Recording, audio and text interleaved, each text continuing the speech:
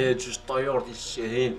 من بعد ما ذكر شد الفريسه في السماء وبدا كيقلب على الانثى ديالو في جميع الاتجاهات، وكينتف في الريش ديال الفريسه وكيلوح في السماء باش الانثى تشم الريحه تلتقط الاشاره وتجي عنده تستلم منه الفريسه ديال العش ديالها باش الوليدات ديالها ياكل.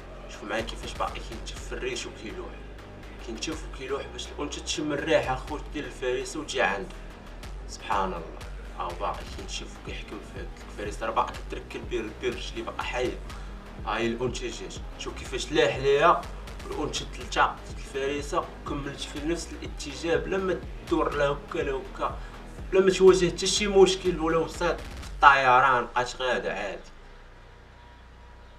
لقطه واعره الصراحه الخوت. صافي الانثى تشد دابا ديك الفريخه دي غتفرشكو وغتعطيها لوليداتها، كل واحد غتعطيه حقه. المهم متنساوش تبارطاجيو الفيديو الدراري وخليو لي الاراء ديالكم في التعليقات. تحياتي ليكم.